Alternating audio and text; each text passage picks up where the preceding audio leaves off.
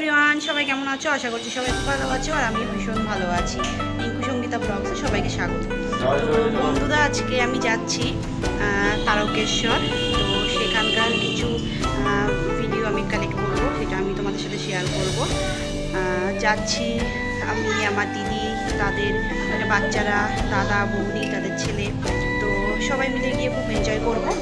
তো সবাই দেখতে থাকো বন্ধুরা আমার ভিডিওটা, আর সাবস্ক্রাইব করতে থাকো, লাইক করতে থাকো, কমেন্ট করতে থাকো। তো চলো, দেখা হচ্ছে। হর হর মহাদেব। আমার আজকের ভিডিও তারকেশ্বর। বন্ধুরা, তোমরা তারকেশ্বর আসতে গেলে তোমরা যে প্রান্তেই থাকো না কেন, তোমাদেরকে সর্বপ্রথম তারকেশ্বর স্টেশনে এসে পৌঁছাতে হবে। তো আমি গেছি শেওড়াফুলি থেকে। শেওড়াফুলি থেকে তোমরা অনেকেই জানো যে ভক্তগণ স্নান করে বাঁকে করে জল নিয়ে হেঁটে হেঁটে যায়, কিন্তু বন্ধুরা আমি গেছিলাম ট্রেনে করে। তো সর্বপ্রথম তোমাদেরকে তারকেশ্বর স্টেশনে নেমে 3 নম্বর প্ল্যাটফর্মে তোমাদেরকে নামাবে। 3 নম্বর থেকে 1 নম্বর প্ল্যাটফর্মে এসে তোমাদেরকে তোমরা বেরিয়ে স্টেশনের বাইরে টোটো পাবে। কিন্তু আমার ব্যক্তিগত মতামত, তোমরা টোটো না নিয়ে যদি ভক্তগণের স্রোতে যদি তোমরা গা ভাসিয়ে দাও, তোমরা এসে পৌঁছাবে তারকেশ্বর মন্দিরে। মাত্র 5 মিনিটের রাস্তা। বন্ধুরা, তোমরা পুজোর ডালা বাইরে থেকেও কিনে নিয়ে ভেতরে যেতে পারো, কিন্তু আমার ব্যক্তিগত মতামত বন্ধুরা, তোমরা যদি বাইরে থেকে কিনে নিয়ে যাও তাহলে তোমাদের মূল্যটা কম পড়বে। আর যদি তোমরা মন্দিরের ভেতর থেকে কিনতে চাও ফল বা অন্য কোনো পূজা সামগ্রী, তাহলে তোমাদেরকে বেশি মূল্য দিয়ে কিনতে হবে। পুজো দেওয়ার আগে তারকেশ্বর মন্দির কিভাবে নির্মিত হয় তার সম্বন্ধে সংক্ষিপ্ত একটু তথ্য তোমাদেরকে জানিয়ে রাখি। পশ্চিমবঙ্গের হুগলি জেলায় নির্মিত এই মন্দিরটি 1729 সালে এই মন্দিরটি নির্মিত হয়। ভক্তিভরে বাবার মাথায় জল ঢাললে তোমাদের সমস্ত মনস্কামনা পূর্ণ হবে।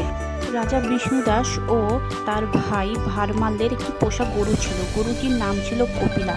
কপিলা নামক গরুটিকে দেখাশোনা করত একজন গোচালক। তো তিনি যখন গরুটির দুগ্ধ কম হয়, রাজা ভারমাল্য গোপালককে জিজ্ঞেস করেন যে গরুটির কেন দুগ্ধ কম হচ্ছে। একদিন গোপালক গরুটির পিছু নেয়। পিছু নিয়ে দেখে আজ বর্তমানে যেখানে তারকেশ্বর মন্দিরটি অবস্থিত সেখানে গভীর জঙ্গল ছিল। সেই জঙ্গলের মধ্যে একটি কালো কুচকুচে পাথরের ওপর গরুটি তার দুগ্ধ নিঃসৃত করছে। এই দেখে গোপালক মহারাজকে এসে বলেন। মহারাজও একদিন পিছু পিছু গিয়ে দেখেন যে হ্যাঁ, সত্যি গরুটি একটি কালো পাথরের ওপর দুগ্ধ নিঃসরণ করছেন। তো মহারাজ পাথরটিকে বাড়িতে নিয়ে আসার জন্য শত চেষ্টা করেও ব্যর্থ হয়। সেই দিন রাতে মহারাজ স্বপ্নাদেশ পান যে বাবাকে ওইখানে একটি মন্দির প্রতিষ্ঠিত করে দেওয়ার জন্য। তো সেই থেকেই ওই মন্দিরটি ওখানে তারকেশ নামে প্রতিষ্ঠিত। বন্ধুরা, তোমরা যে পুকুরটি দেখতে পাচ্ছ এই পুকুরটির নামই দুধ পুকুর। পুরাণ কথায় শোনা যায় এই পুকুরে স্নান করলে নাকি ভক্তগণের কোনো রোগ হয় না এবং মনস্কামনা পূর্ণ হয় যদি এই পুকুরে স্নান করে জল দেওয়া হয়। পৌরাণিক তথ্যে জানা যায় এই পুকুরের জলে নাকি বাবার মাথায় যে জল ঢালা হয় সেই জল একটি সুড়ঙ্গর মাধ্যমে এই পুকুরে মেশে। তো এই পুকুরের জলের রং ছিল সাদা রঙের, কিন্তু বর্তমানে এই পুকুরটি রোজ পরিষ্কার হওয়ার জন্য এখন জলের রং স্বাভাবিক বর্ণ ধারণ করেছে। কিন্তু বন্ধুরা, এই পুকুরে মহিলারা যদি স্নান করেন, স্নান করার পর নির্দিষ্ট কোনো স্থান নেই পোশাক চেঞ্জ করার জন্য। তো তোমরা যদি মন্দিরের ভেতর থেকে পোশাক সামগ্রী কেনো, সেখান থেকেই তোমাদেরকে পোশাক চেঞ্জ করতে হবে। তো এই একটি বিষয় তোমাদেরকে বাজে পরিস্থিতিতে পড়তে হতে পারে।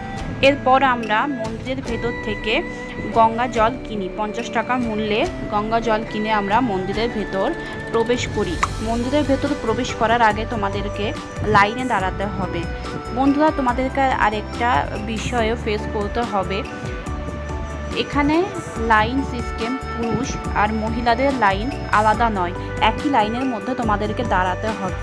পুরুষদের ওপরের পাটে পোশাক না থাকায় আমাকে একটু অপরিস্থিতির মধ্যে পড়তে হয়েছিল। এটা একান্তই আমার ব্যক্তিগত মতামত।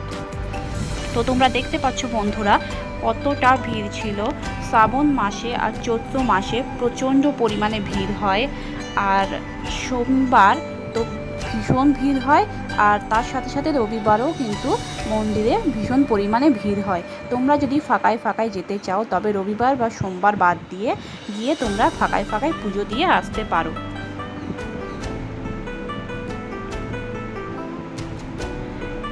তো বন্ধুরা, তোমরা গর্ভগৃহে কোনো ভিডিও বা ফটো তোমরা তুলতে পারবে না।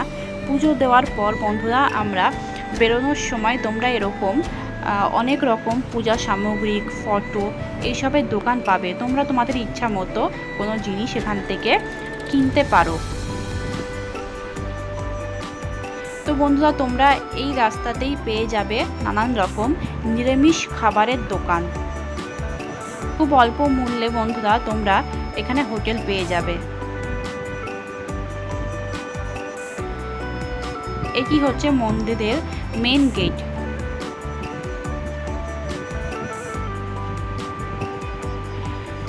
এখান থেকে ঢুকে বাবার গর্ভগৃহ তোমরা দেখতে পারবে।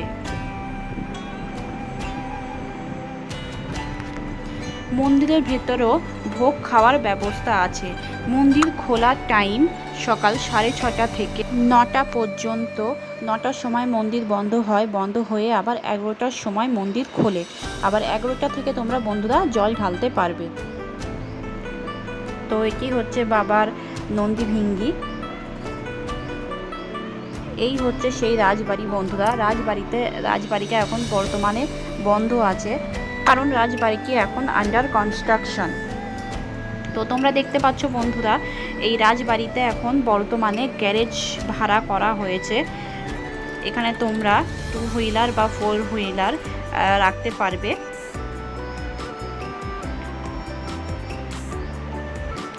তো এটাই ছিল আমার আজকের ভিডিও বন্ধুরা। মন্দিরের সুব্যবস্থা ও কুব্যবস্থা তোমাদের সামনে পুরোটাই তুলে ধরার চেষ্টা করলাম। যদি আমার ভিডিওটা ভালো লেগে থাকে তবে অবশ্যই আমার চ্যানেলটাকে সাবস্ক্রাইব করো, লাইক করো, কমেন্ট করো। Thank you for watching. দেখা হবে খুব শীঘ্রই নেক্সট কোনো ব্লগ।